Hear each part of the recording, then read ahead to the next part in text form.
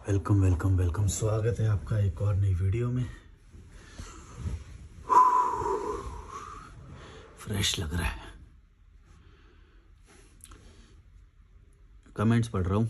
चारवाक बोल रहे हैं, तुम्हारी वीडियो सुन के मैंने अनकॉन्शियसली आज अपने पेरेंट्स से बदतमीजी से बात की। मुझे वो कीड़े मकोड़े जैसे लगे। लगता है मैं जल्दी आप जैसा बन जाऊंगा। Thanks brother. अरे थैंक्स क्यों? ये नहीं, ये तुम्हारी कॉन्शियसनेस है कि तुम इस चीज़ को भी समझ पाए, वरना कंडीशनिंग तोड़ना कोई छोटी बात नहीं होती। जैसे तुमको बचपन से कंडीशन किया गया होगा कि बड़ों की तो रिस्पेक्ट करनी चाहिए और बड़े माता पिता तो भगवान होते हैं, ये वो। जबकि चाहे वो गलत कर रहे हो, चाहे वो कितना भी गलत कर दें भाई, उन्हें रिस्पेक्ट दो। ऐसा कैसे हो सकता है भाई? जो गलत कर रहा है उसको गलत ही तो बोलेंगे। बड़ा है, मतलब एज में बड़ा है तो रिस्पेक्ट दे देंगे। पैदा किया है तो उनकी सारी गलतियां झेलेंगे। ये तो बहुत गलत बात है। इसीलिए तो सारे बच्चे दुख में घूमते रहते हैं। शांति लग रही है, फ्रेश लग रहा है। ये तो मैं बोल रहा हूँ कि तुम दुख में रहोगे अगर तुम ये गलत बातें मानोगे तो, कि भाई रिस्पेक्ट करनी चाहिए, बड़े हैं तो, या फिर पैदा किया है तो भगवान मानना चाहिए। ये बहुत गलत है। दुख में लेके जाएगा तुमको, उनको फर्क नहीं पड़ेगा। लेट्स ट्रैवल 4775 बोल रहे हैं, प्लीज़ डोंट टारगेट आचार्य प्रशांत।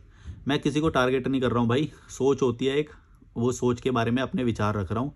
तुम्हें अगर टारगेट लग रहा है तो तुम अनसब्सक्राइब करके जा सकते हो। मेरे को पता है वैसे भी ये जो लोग जो किसी को कुछ मान लेते हैं ना, उनकी विचारधारा पे जब हमला होता है, मतलब वो अपोजिट विचारों को ले नहीं पाते, उनको डर लगता है। हाँ, हमारे बारे में कैसे बोल दिया, हमारे गुरुजी को कैसे बोल दिया, हमारी मान्यताओं को कैसे बोल दिया, हमारे भगवान को कैसे बोल दिया, या हमारी परंपराओं को कैसे बोल दिया। फट जाती है मतलब इनकी, क्योंकि इनको पता है इनका अस्तित्व बस इन्हीं से है। मतलब इनके इंडिविजुअल आइडेंटिटी कुछ नहीं है। ये बस ये उन्हीं को ही ज्ञान माने बैठे हैं, क्योंकि ज्ञान तो कुछ होता नहीं है। जीवन को सरल बनाना ही ज्ञान है। जो सुख में जीवन जी रहे हो वही ज्ञान है। अब ये क्या है, ये डरपोक लोग हैं, तो ये किसी ना किसी आइडेंटिटी की या किसी ना व्यक्ति के पीछे छुप जाते हैं कि देखो हम अब इनके पीछे हैं, ये ज्ञानी हैं, हम इनको ज्ञानी मानते हैं और हम इनके शिष्य हैं, है ना। तो फिर इनको पता चलता है अरे ये तो कुछ है ही नहीं था, अरे हम तो इन्हीं के पीछे छुप रहे थे। अरे यार, मतलब हम कुछ भी नहीं अब हैं अब हमारा क्या? इनकी फट जाती है। तो यही होता है, जब तुम किसी को गुरु मान ले तो अपने आप को आज़ाद नहीं करोगे ना। भले ही तुम गुरु मानो, सीखो चीज़ें। मैं ये सीखने के लिए मना नहीं कर रहा, सीखना अलग बात होती है। लेकिन तुम उन्हीं के पल्ला पकड़ के या उन्हीं का ही शिष्य बन के रहो और कोई उनको बोले कुछ भी तो तुम्हारी फट जाती है, ये गलत है। चीज़ें सीखना अलग चीज़ है। देखो मैं फिर से बोल रहा हूँ, चीज़ें सीखो, किसी से भी सीखो। चाहे तुम्हें किसी किताब से सीखनी है या उससे सीखनी है, चींटी से सीखनी है, किसी से भी सीखनी है। कीड़े मकोड़े आते हैं मेरे को, वो बहुत सिखा के जाते हैं। यहाँ पे ये हॉस्टल है, हॉस्टल में इंडियन लोग आते हैं, बड़े देर देर फ़ोन पे बात करेंगे या फिर मतलब अपना समझ लेंगे, गंदगी फैला देंगे, कहीं पे भी कुछ भी डाल देंगे। तो मेरे को ये बात समझ में आती है कि भाई ये नहीं करना है, समझ रहे हो। वो भी सिखाते हैं मेरे को। तो मेरे को किसी गुरु की ज़रूरत नहीं है। मेरी इंडिविजुअल आइडेंटिटी है, नेचुरल इंटेलिजेंस है जो प्रकृति ने मुझे दी है। और जिसको तुम ये बोल रहे हो उनसे भी मैं ये बहुत सारी चीज़ें सीख सकता हूँ। तुम ये मत सोचो कि मैं उन्हें टारगेट कर रहा हूँ। ये तो तुम्हारा डर है। ये तो तुम डर रहे हो कि भाई ओ हाँ हमारे बारे में कैसे बोल रहे हो, नहीं नहीं नहीं कुछ मत बोलो, हम तो हमारी फट जाएगी वरना। इतना डरो मत। पहली बात, वो तुम नहीं हो, तुम्हारी इंडिविजुअल आइडेंटिटी है और वो बहुत स्ट्रांग है। मतलब स्ट्रांग बनानी पड़ेगी तुम्हें, मतलब है तो नहीं है अभी, क्योंकि तुम डर रहे हो। इसका मतलब ये है कि तुम अभी, तुम्हारे अंदर अभी डर है और अभी तुम्हें स्ट्रांग बनाने की जरूरत है। तुम्हारी खुद की आइडेंटिटी, तुम्हारा खुद का नाम होना चाहिए और तुम खुद स्ट्रांग हो। ये बात हमेशा याद रखना। तुम्हारी खुद की नेचुरल इंटेलिजेंस बहुत तेज है। इन सब के पीछे मत छुपो, वरना फट जाएगी तुम्हारी एक ना एक दिन, क्योंकि कई लोगों की फटी है। मतलब समझ रहे हो ना मैं क्या बोल रहा हूँ। ये सब लोग जो मानते आए थे, ये जो बड़े बूढ़े जो होते हैं, अपनी परंपराओं को क्यों बचाते हैं तुम्हें मालूम है? इसीलिए तो बचाते हैं क्योंकि इनको बाहर जाने की वो है नहीं, बाहर जा नहीं सकते, कुएं के मेंढक हैं। तो ये इन्हीं का नाम ले लेके तो खुश होंगे, ज्ञानी बनेंगे। हैं कि देखो हम तो इनको मानते हैं, हमारे ये हमारे वो हैं। यही तो है, वही तो बोल रहा हूँ कि जैसे वो बड़े बूढ़े करते हैं वही तुम कर रहे हो कि प्लीज़ डोंट टारगेट ये वो, हम तो इन्हीं को मानते हैं, हमारी आइडेंटिटी इन्हीं से ही है। अरे भाई, अपने आप में स्ट्रांग बनो। तुम्हारी खुद की सत्ता है, खुद की एक आइडेंटिटी है, खुद का एक दिमाग है, उससे चीज़ें सीखो। और मैं किसी पर्सनैलिटी को क्यों टारगेट करूंगा? पहली बात तो सोचो, मेरा क्या उसमें फ़ायदा है भाई? उनकी सोच है, वो पब्लिक डोमेन में है, तो पब्लिक डोमेन में जो सोच है उसी को ही तो रखा जाएगा। या तो फिर वो अपने अपने वो जो आचार्य प्रशांत जो तुम बोल रहे हो, या कोई भी गुरु का नाम जो कोई बोल रहा है, तो फिर वो पब्लिक में ना बोले। अगर पब्लिक में बोल रहे हैं तो नेगेटिव पॉजिटिव भी रिफ्लेक्शन आएंगे और नेगेटिव भी आएंगे, दोनों आएंगे। तुम क्या चाहते हो, मतलब सब उनका सपोर्ट करने आ जाएं, सब उनका जूता चाटने आ जाएं? ऐसा थोड़ी हो सकता है। ऐसा हो सकता है? तुम बताओ। और अगर ऐसा होगा तो ये गलत नहीं होएगा? किसी एक व्यक्ति का कोई विरोधी ही ना हो, ऐसा चाहते हो तुम? ये तो बहुत गलत हो जाएगा, तुम्हें नहीं लगता? फिर तो वो उसके मन में जो आएगी वो करेगा। इंसान है, तुम भगवान मत समझो किसी को भी। कभी तुम समझ रहे हो कि ये है वो है ऐसा कुछ नहीं होता है भाई। भाई पब्लिक डोमेन में जो अपने विचार रख रहा है उसको विरोध के लिए तैयार रहना पड़ेगा। या तो पब्लिक डोमेन में मत रहो, चैनल डिलीट करो और अपने प्राइवेट जो तुम जैसे फुंतरू जो शिष्य होते हैं उनको ही ज्ञान दो। फिर पब्लिक डोमेन में हो ही क्यों जब डर लगता है इतना? तो पहले तुम मेरे को अपोजिट ना बोलने के लिए पहले तुम उनको जाके बोलो कि भाई अपना चैनल प्लीज मिटा दो। जब कोई आपके बारे में हम कुछ बोलता है ना तो हमें हमारी बहुत फटती है। ऐसे जाके उनको बोलो ना पहले। भाई पब्लिक डोमेन में हो तो नेगेटिव भी आएंगे पॉजिटिव भी आएंगे, लेने के लिए वो तैयार हो तो ही आओ। मेरे को नहीं आते हैं क्या? मेरे को कितने नेगेटिव आते हैं, लेकिन मैं उसके लिए मेंटली तैयार हूं ना। पॉजिटिव भी आएगा नेगेटिव भी आएगा, क्योंकि पब्लिक डोमेन में बोल रहे हैं। समझो इस बात को। ये नहीं है कि फट जाए तुम्हारी, मतलब एक बंदे से फट रही है। इतनी बड़ी बड़ी संस्था बना के बैठे हो, 5-5 हजार रुपए ले रहे हो, हैं पैसे ले रहे हो, और एक बंदे से फट रही है। इतनी बड़ी बड़ी टीम बना के बैठे हो। Please don't target. बक डरपोक। अपनी आइडेंटिटी पे भरोसा रख भाई, कमजोर नहीं है तू। किसी के पीछे मत लग, किसी का शिष्य मत बन। बता रहा हूं, ये बात समझ गया ना, जिंदगी सफल हो जाएगी। और वरना किसी ना किसी दिन, अभी तो तू एंजॉय कर रहा है, अभी तो तेरे को समझ में आ रही है उनकी बातें, मैं भी मानता हूं, मेरे को भी एक टाइम पे बहुत समझ में आ रही थी। लेकिन आगे जाके अंधेरे में जाके खड़ा हो जाएगा, अंधकार पाएगा अपने चारों तरफ आगे जाके। अभी तो नहीं, अभी तो तुम्हें समझ में आ रही है, सरल बन रहा होगा जीवन। ठीक है, मैं मानता हूं, मैं तुम्हें गलत नहीं बोल रहा हूं, लेकिन मैं बस तुम्हें यह बोल रहा हूं कि तुम अपने दिमाग को जिंदा रखो, अपनी आइडेंटिटी को हमेशा जिंदा रखना, अपनी बात को ही आगे रखना। समझ में आ रही कोई व्यक्ति की बातें समझ में आ रही, इसका मतलब ये नहीं कि वो बंदा महान हो जाएगा या उसके अपोजिट में कोई तू सुनेगा ही नहीं कुछ भी। ये गलत हो जाएगा। फिर तो इसका मतलब ये है कि तुमने अपना पूरा दिमाग और पूरी सोल सत्ता पूरी उसको गिरवी रख दी कि कोई भी कुछ ना बोले। तुमने पूरा ही गिरवी रख दिया अपने आप को फिर तो। इसीलिए कभी भी किसी को डिफेंड करने के लिए या वो करने के लिए, भाई पब्लिक डोमेन में है तो तुम ये मानो कि मेरे गुरु में इतनी पावर है कि भाई कोई भी मेरे जैसा ये एरा गैरा आएगा और कुछ भी बोलेगा तो उससे कुछ उसकी सत्ता नहीं हिलने वाली। इतना तो मानो कम से कम। तुम तो अपने गुरु को ही कमजोर समझ बैठे हो कि मेरे जैसा तुच्छ प्राणी आएगा तुम्हारी सत्ता हिला देगा पूरी। भाई नेगेटिव विचारों को भी एक्सेप्ट करना सीखो ना, मतलब नेगेटिव नहीं, अपोजिट सब आएंगे ना विचार। तो तुमने भी तो अब कई सारे उनको मिटाया है ना, अंधकार वाले उनको। तुमने भी तो अपोजिट सत्ता के पीछे खड़े हुए थे। अब तुम्हारे पीछे कोई खड़ा हो रहा है तुमसे भी बेटर, तो तुमको डर लग रहा है। डरना गलत है। अगर वो मेरी बातों में दम नहीं होगा तो लोग मुझे फॉलो नहीं करेंगे, ठीक है? 0 सब्सक्राइबर ही रहते मेरे। और ये बात जो मैं बोल रहा हूँ इसके बाद भी मेरे कुछ सब्सक्राइबर चले जाएंगे, मुझे मालूम है। लेकिन मैं इस चीज़ के लिए रेडी हूँ, मेरे को फ़र्क नहीं पड़ता है इनसे। आएंगे जाएंगे, मेरे को पता है विपरीत विचार को कोई जल्दी से एक्सेप्ट नहीं करता है। चाहे वो सच बोल रहा हो, चाहे उस बंदे ने खुद ही झेला हो, कभी नहीं मानेंगे ये। कंडीशनिंग यही तो होती है, कंडीशनड हो जाते हो तुम। ऐसा नहीं है कि उनके पास ज्ञान है, उन्होंने अपने प्रति तुम्हें कंडीशन कर लिया है, ब्रेन वॉश बोलते हैं। विमल कुमार पटेल बोल रहे हैं, आज समझ में आया आपको बहुत लोगों ने आपकी वाट लगा दी, निचोड़ दिया होगा, तब समझ में आया ना। लेकिन इतना खुला सांड मानना भी अच्छा नहीं है। ये बाद में समझ में आएगा आपको, क्योंकि अति भी अच्छी नहीं किसी चीज़ की। हाँ, ये बात लास्ट लाइन आपने सही लिखी है कि अति अच्छी नहीं है, लेकिन ये डिसाइड कौन करेगा कि अति कितनी हो गई? ये तुम डिसाइड करोगे या मैं डिसाइड करूंगा, या कोई मीटर आता है इसका कि ये अब अति हो गई? भाई वो तो अति तो तुम्हारे अकॉर्डिंग अलग होगी, मेरे अकॉर्डिंग अलग होगी। मेरे अकॉर्डिंग तो मैंने अभी शुरू भी नहीं किया है, अभी तो ट्रेलर ही है पिक्चर अभी बाकी है मेरे दोस्त अभी से क्यों फट रही है तुम्हारी? अभी तो देखो बेटा, तुम्हारी बताता हूँ मैं तुम लोग डरते क्यों हो इतना, मेरे को समझ में नहीं आता। अति हो गई है, अति मतलब अभी से तुम्हें अति लग रही है? अभी तो शुरू भी नहीं किया है मैंने, अभी तो कोई प्रोडक्शन ही नहीं है इस वीडियो का कुछ भी, अभी तो कोई बड़े लोग दिखाए नहीं है, मैंने अपना ही फेस लेके आ जाता हूँ गंदा सा तुम्हारे सामने, अभी तो कुछ हुआ ही नहीं है। अभी तो मैं इन्फ्लुएंस भी करूँगा, अभी तो मैं बड़े बड़े चेहरे भी लेके आऊँगा इस चैनल पे, तब तुम्हारी फटेगी। अरे यार ये कौन कौन जुड़ रहे हैं इसके साथ, अरे अरे ये तो बड़ा हो रहा है, अरे अरे ये तो हो रहा है, तब फटेगी तुम्हारी, अभी तो शुरू भी नहीं हुआ है।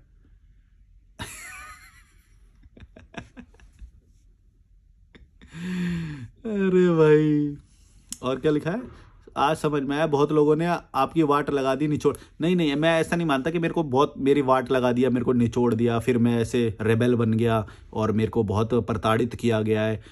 हुआ वही सब है जो सबके साथ होता है, लेकिन बस मेरे को वो फील ज़्यादा हुआ है, बस इतना है। ऐसा नहीं है कि उन्होंने मेरे साथ अलग से कुछ किया है, समाज वालों ने, रिश्तेदारों ने, या मेरे माँ बाप ने, या पड़ोसियों ने, ऐसा कुछ नहीं किया है। वो उनकी नॉर्मल लिविंग में जैसा वो रहते हैं वो वैसे ही हैं, और तुम्हारे वाले भी वैसे ही हैं, मेरे वाले भी वैसे ही रहे थे, लेकिन मेरे को फील ज़्यादा हुआ है, बस वो मेरे को फील ज़्यादा हुआ है, क्योंकि मैं आज़ाद रहने के मेरे अंदर वो थी, इसीलिए मेरे को फील ज़्यादा हुआ वो, बस। ऐसा नहीं है कि वो दानव थे या उन्होंने मेरे ऊपर बहुत बड़ा वो कर दिया, ऐसा कुछ नहीं है। वो भी नॉर्मल है, वो अभी भी वैसे ही है, बस मेरे को जल्दी वो चीज़ें समझ में आ गई, तो फिर मेरे को वो ज़्यादा लगी, और मैं उसको वैसे ही करके बताता हूँ, तो तुमको लगता होगा कि वो तुमको तो बहुत प्रताड़ित किया है, ऐसा कुछ नहीं है। वो मैंने बस सच्चाई से उतनी उतनी बातें बताई हैं जितनी जितनी हुई हैं। जैसे कि मेरे पापा ने बोला कि शादी करेगा तो तेरे लिए अलग से फ्लोर बनवाएंगे, अदरवाइज हमें फ़र्क नहीं पड़ता, तुझको जैसा रहना है वैसा रहे। मतलब कि हम तेरे को सपोर्ट करेंगे, तेरे को संपत्ति भी देंगे जब तू शादी करेगा, है ना। जैसे बड़े वाले भाई की शादी हुई, बच्चे हुए, तो हम तेरे को तभी देंगे, वरना हमारा कोई वो नहीं है। तो मैंने वो बात वैसे ही बता दी। इसमें क्या है, इसका मतलब ये है कि उन्होंने मेरे ऊपर वो, भाई उनके पैसे, उनकी संपत्ति, वो उनकी मर्जी जो करें। लेकिन जब मैं ये बात सच बोलता हूँ तो समाज का एक वो सामने आता है कि देखो समाज कैसा होता है।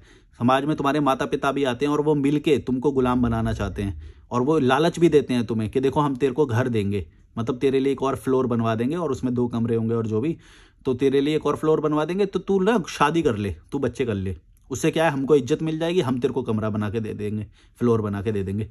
तो ये बात सच है, इसमें कोई प्रताड़ना नहीं है, ये उन्होंने मेरे को ऑप्शन दिया, ये उनके पैसे हैं, ठीक है, उनके पैसे की बात है ना। और शादी में भी वही खर्चा करेंगे, मेरे को तो लगता नहीं, वैसे तो मेरे को ही करना पड़ेगा, क्योंकि ईएमआई बन जाएगी और फिर पैसे भरना वो सब है ना। आज वो मेरे से पैसे मांगने के कोई हकदार नहीं है, क्योंकि मैंने पैसा खर्चा करवाया ही नहीं शादी में, जिसने कराया वो भर रहे हैं बेचारे। वाट लगी पड़ी है उन लोगों की, है। तुम सोचो, जो लोग शादी करवा देते हैं वो कहने को ये बोलते हैं कि देखो हमने तुम्हारी शादी करवा दी, लेकिन बाद में जब ईएमआई बन जाती है और वो किसको भरनी पड़ती है, बेटे को ही तो भरनी पड़ती है। गौर से सोचो, मान लो कि चलो शादी के लिए पूरा पैसा जमा गया और कैश में शादी करा दी, कोई ईएमआई नहीं भरनी पड़ी, तो भी उस पैसे को जो सही इस्तेमाल किया जा सकता था वो पैसे हैं ही नहीं, अब एग्जिस्ट ही नहीं करते, वो पैसे तो जल गए सारे शादी में। तो अब क्या है, अब मेंटेनेंस बाप की किसको करनी पड़ेगी, माँ बाप की मेंटेनेंस किसको करनी पड़ेगी, बेटे को करनी पड़ेगी। क्यों करनी पड़ेगी, क्योंकि बाप ने तो शादी करा दी ना, तो अब पैसे खर्च करने पड़ेंगे बाप पे। अगर सोचो कि शादी करो ही ना और वो सारे पैसे खर्च हो ही ना, तो फिर अब ये बेटे की मर्जी है कि वो आज़ाद रहे, खुला घूमे, या फिर बाप की सेवा, क्योंकि वो सारे पैसे बचवा भी तो दिए उसने, 70 लाख रुपए। यही सोचो, वही मैंने किया। मैंने बोला भाई जो तुम मेरे शादी में पैसा खर्च करो उससे तुम खुद खा लो, इंजॉय करो, और मेरे को आज़ाद छोड़ दो। तो मैं वो लाइफ इंजॉय कर रहा हूँ।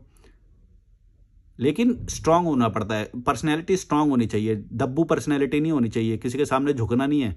तुम्हारे पूरे हक हैं, तुम्हारा ये किसी का हक नहीं है कि किसी ने जन्म दिया है तो वो तुम्हारे लिए डिसीजन लेगा या फिर तुम्हें फोर्स कर सकता है, बिल्कुल नहीं कर सकता।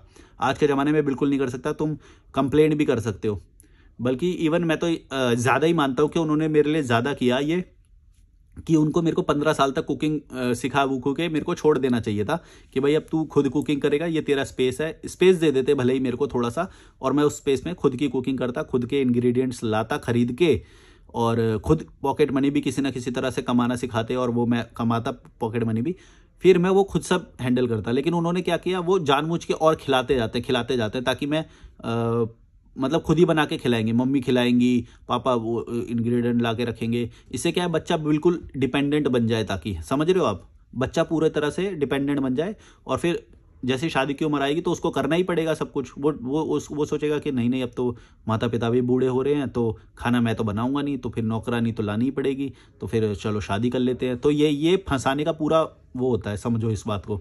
ये पूरी पूरी एक मैट्रिक्स होती है जो पूरा जाल बुना जाता है आपको, आपकी आज़ादी को छीनने के लिए। मैं वो सारी चीज़ें समझ गया था, इसलिए मैंने मना किया। अब आ गए ये गुलाम लोग, आ गए हॉस्टल के, आ जाते हैं भीड़ कभी कभी। तो ये जो तुम बोल रहे हो कि एक और लाइन लिखी है, आईना लेकिन इतना खुला सांड बनना भी अच्छा नहीं है। अच्छा क्यों नहीं है ये नहीं लिखा तुमने बस ये लिखा है कि अच्छा नहीं है। ये भी लिखो कि अच्छा क्यों नहीं है, मतलब क्या कॉन्सिक्वेंस होंगे, वो तब मेरे को समझ में आएगा कि तुम्हारा पॉइंट ऑफ व्यू क्या है। कोई भी लाइन अपने आप में पूरी नहीं होती है जब तक तुम उसके कॉन्सिक्वेंस या क्यों कह रहे हो, मेरे को ये बात समझ में नहीं आ रही कि अच्छा खुला सांड होना अच्छा नहीं है, किसी भी चीज़ की अति से हैं, किसी भी चीज़ की अति अच्छी नहीं है, हैं? भाई तू डिसाइड करेगा क्या जिंदगी में किसकी जीवन में क्या आती है हो गई है, क्या नहीं हो गई है। तेरा यही काम बचा है अभी, हैं? तो जाके फिर कंसल्टेशन देना, फिर पैसे ले उन चीज़ों के। अगर तेरी राय इतनी ही इम्पोर्टेंट है तो तू फ्री में क्यों दे रहा है?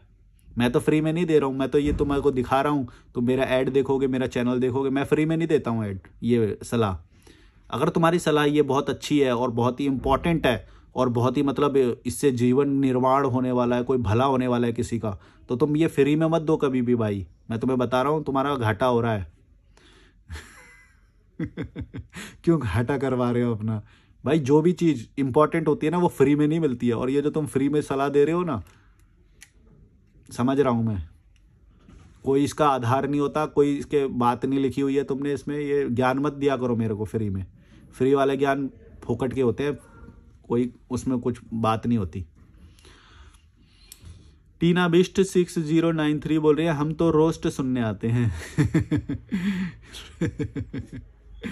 मैं रोस्टर नहीं हूँ भाई, मैं तो मतलब वो जैसी मेरी भाषा है, जो मैं बोलना चाहता हूँ वो बोल देता हूँ। तरुण पवार 6983 बोल रहे हैं, उत्तराखंड गंदा किया हुआ है। हाँ मतलब मैं देखता हूँ यहाँ पे भाई इतना गंदा किया हुआ है, और ऐसा नहीं है कि बाहर वाले इसमें जिम्मेदार है, वो सारे मिल के होते हैं, लोकल लोग भी जिम्मेदार होते हैं, कोई रिस्पॉन्सिबिलिटी किसी की नहीं, सरकार भी मिली हुई होती है, सब मिल के गंदा कर रहे होते हैं और कमा रहे होते हैं। एक्चुअली पैसा जहाँ पे होता है ना, वहाँ पे तुम किसी एक व्यक्ति को नहीं वो कर सकते। देखो जो लोकल लोग हैं वो किराए पे देते हैं ताकि उनको पैसा आए, गवर्नमेंट अलाउ करती है ताकि उनको भी रेवेन्यू आता है, लोग यहाँ पे आते हैं क्योंकि उनको मज़ा आता है। बस एक चीज़ हार्मफुल होती है यहाँ पे, प्रकृति को नुकसान होता है, और उसके लिए आवाज़ उठाने वाला कोई है ही नहीं है, कोई है ही नहीं है। तो फिर इसलिए हम लोग ये कितना भी बोलते रहे, क्योंकि प्रकृति की आवाज़, या तो फिर तुम स्ट्रांग बनना पड़ेगा पहले। कोई तो हैं वो, उन्होंने गंगा जी की सफाई के लिए मतलब अपनी डेथ तक अनशन ही करते रह गए, उनको किसी ने नहीं सुना, आज तक किसी को पता ही नहीं है उनके बारे में। है तो थोड़ा बहुत एक दो न्यूज़ चैनल ने कवर किया, लेकिन किसी को फ़र्क नहीं पड़ता भाई, किसी को नहीं फ़र्क पड़ता। ये सब मिले हुए हैं, पूरा सिस्टम मिला हुआ है, इसीलिए तो बस भाग सकते हो तुम सिस्टम से, या तो फिर पावरफुल बन के सिस्टम को चेंज करना पड़ेगा, अगर तुम्हारी चॉइस है तो। देखो आ गए कीड़े मकोड़े, आ गए बच्चे लेके। ये इंडियन लोग आ जाते हैं ना भाई साहब, मतलब यार तुम बच्चे को जब कैरी नहीं कर सकते, बच्चा चीख रहा है पै पर, रात को आ जाएंगे भाई साहब, 12 बजे चेक इन कर रहे होते हैं, चीख रहे होते हैं, अरे कमल, अरे लिया बोतल नीचे, ऐसे करके चीख के बात करेंगे, इतना तेज चीख के बात करेंगे भाई। मतलब यार इनको बिल्कुल ही मैनर्स ही नहीं है, मैं सच बता रहा हूँ। ये इंडियन लोगों को बस ये सब मिल गया है, ये समझते नहीं है कि भाई तुम एक ऐसी जगह पे हो जहाँ पे और भी लोग गेस्ट आए हुए हैं, कोई सो रहा हो सकता है, कोई थक के आया हो सकता है, नींद तोड़ देते हैं उसकी, इनको फ़र्क नहीं पड़ता। फ़ोन पे बात करते हुए जाएंगे तेज, और बच्चे चीखेंगे, उनके साथ खेलेंगे ये, और सब मतलब फॉरेनर लोग आते हैं भाई साहब, कभी पता ही नहीं चलता, आराम से आते हैं, चुपचाप आते हैं और साइलेंटली बात करते हैं, एकदम धीरे धीरे, पता ही नहीं चलता है। ये आएंगे इतना पहले आते ही मतलब ऐसे, देखो हम आ गए हैं, अब तो हमारा है ये होटल, हैं। वो स्टाफ को पूरा परेशान कर देंगे, अरे ये साफ़ कर दे, अरे ये कर दे, अरे बेडशीट चेंज कर दे, ये वो कर दे, हैं, पानी ला दे भर के, बैग लिया हमारे, सब कुछ, मतलब ऐसे समझ लेते अब तो हम महाराजा हैं, हमने बुक कर दिया ना, अब तो हम महाराजा हैं। भाई साहब, भाई मतलब मैंने ऐसे देखे कि एक बैग लाना कोई बड़ी बात नहीं है, वो 5-10 मिनट वेट करता रहेगा कि मैं अपना खुद बैग लेके थोड़ी जाऊंगा, बैग तो ये लेके जाएंगे ना, हमने तो बुक कर दिया कमरा। अरे यार मैं तो अपना यहाँ पे मॉप भी मार देता हूँ इस पे फर्श पे। तुम इतना वेट कर रहे हो, अपना टाइम बर्बाद कर रहे हो, उस अलर्ट हो, अटेंशन, देखो बच्चे की आवाज़ आ रही है, अलर्ट हो, अटेंशन दे रहे हो, वो सब कर रहे हो, इतने में तो तुम खुद कर दोगे वो काम। लेकिन नहीं, ईगो है, अब तो हमने पैसे दिए हैं, हम कैसे करते हैं ये काम, ऐसे ऐसे होते हैं यहाँ पे।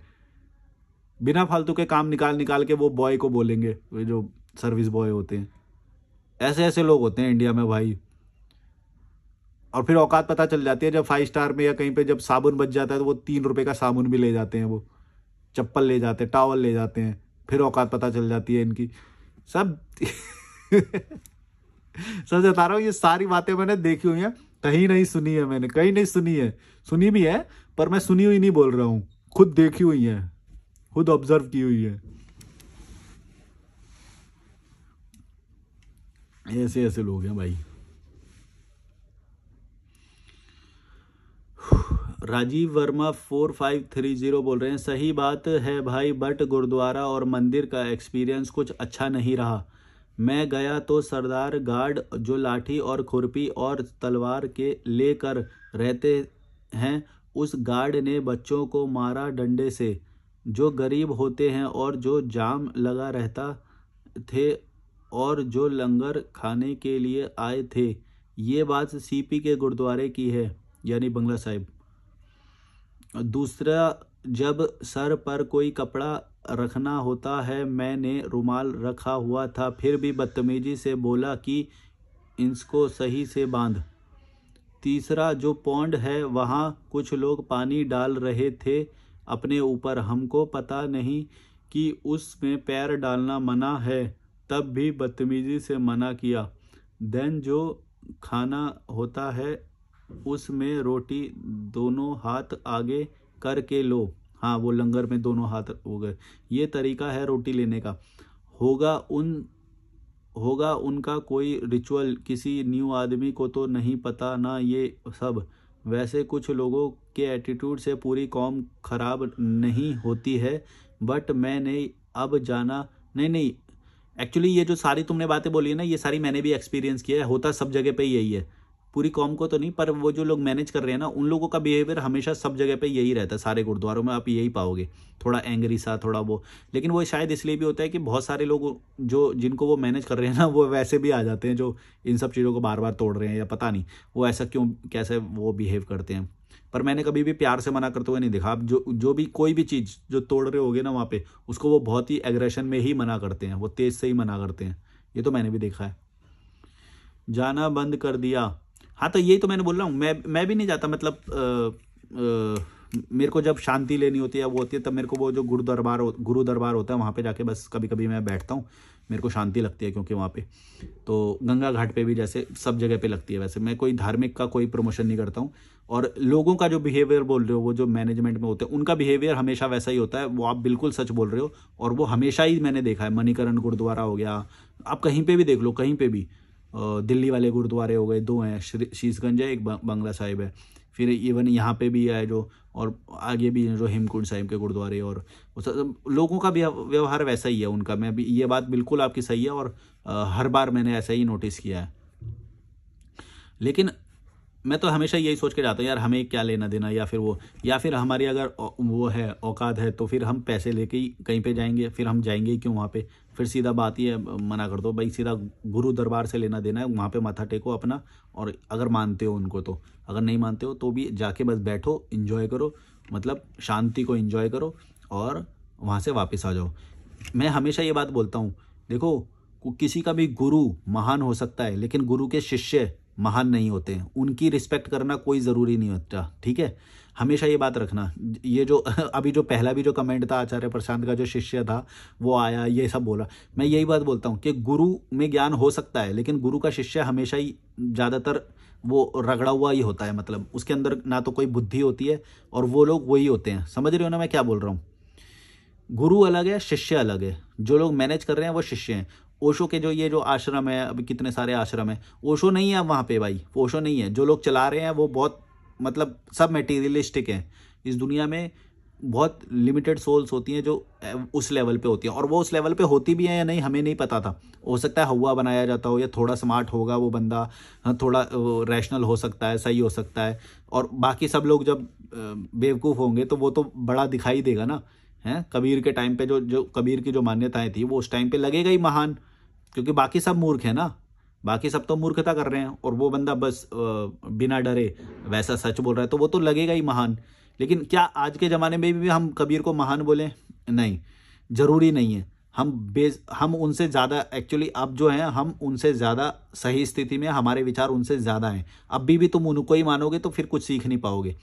बेसिक अंडरस्टैंडिंग होती है, वो चीज़ तुम सीख सकते हो किसी के भी बारे में, जब फिलॉसफी सीखोगे या वो सब सीख सकते हो, लेकिन उन चीज़ को फिर अप्लाई करना या फिर कॉमन सेंस से अपनी जीवन में उतारना ये तुम्हारा ही काम है। तो तुम उनको ये बड़ा मान के बैठ जाओगे तो तुम गलत हो जाओगे, कि तुम हमेशा उनका ही नाम लो या फिर उनको बड़ा मान के बैठ जाओगे, ये बहुत ही गलत हो जाएगा। मैं हमेशा ये बोलता हूँ कि किसी भी गुरु का नाम नहीं लो, या अतीत से किसी का भी व्यक्ति का किसी को बड़ा मत बोलो, ना ही किसी किताब को बड़ा बोलो, ना किसी भगवान को बड़ा बोलो।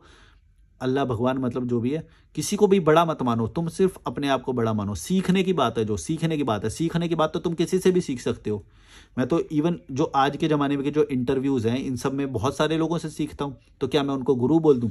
गुरु बोलना गलत है। गुरु बोलना अपने आप, उनको हमेशा के लिए गुरु मानना ये भी गलत है।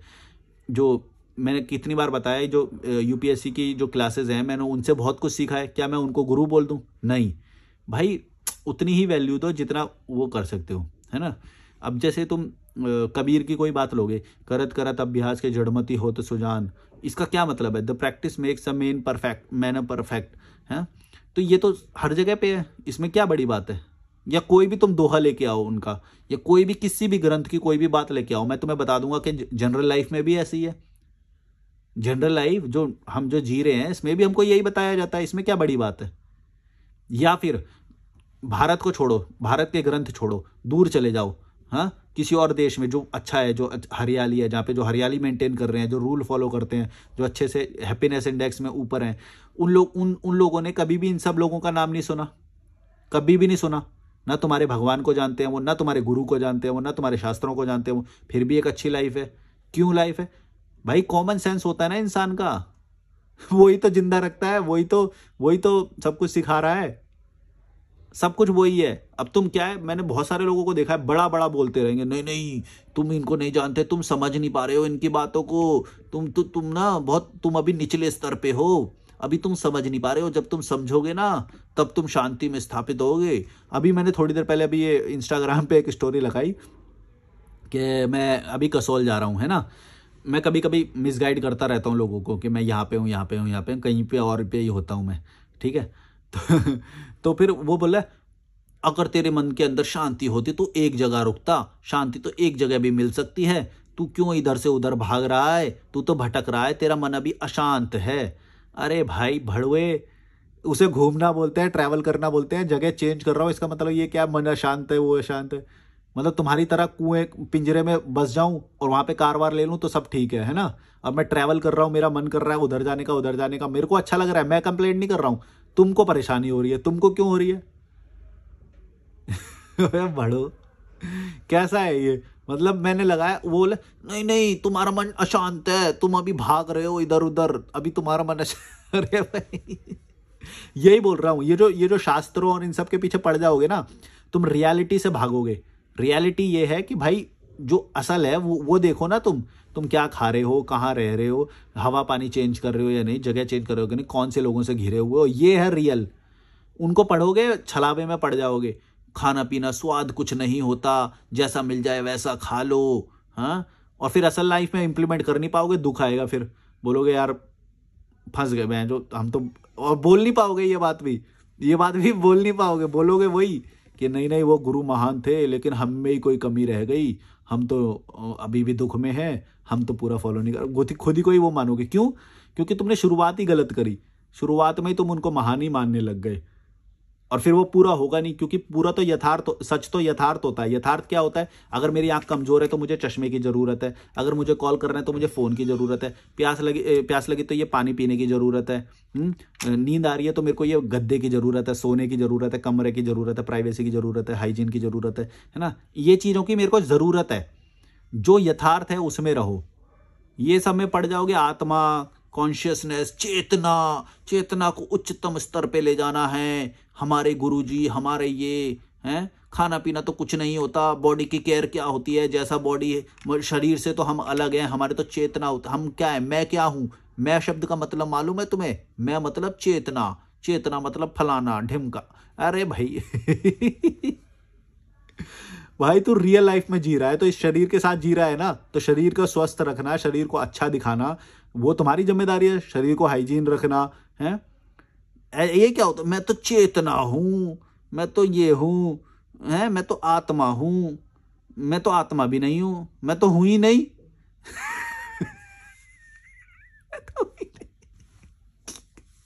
कैसी कैसी बातें करते हैं यार, ये पढ़ पुढ़ के आ जाते हैं, पता नहीं कोई गुरु को मान लिया, क्या मान लिया, वो ऐसे ऐसे छलावे में डाल देते हैं बेचारे। पैसे भी दे के आते हैं उन्हें, और फिर ज्ञान भी ऐसा दे देते हैं कि बेचारे अंधकार में ही रहते हैं, क्योंकि काम करना पड़ेगा इस शरीर के लिए, और वो बोल रहे हैं कि शरीर मत मानो, और दोनों में ही फंस जाते हैं बेचारे, ना माया मिली ना राम। चलो राम नहीं मिली तो अच्छी रैम वाला फोन ही ले लो। क्या बोलते अरे यार,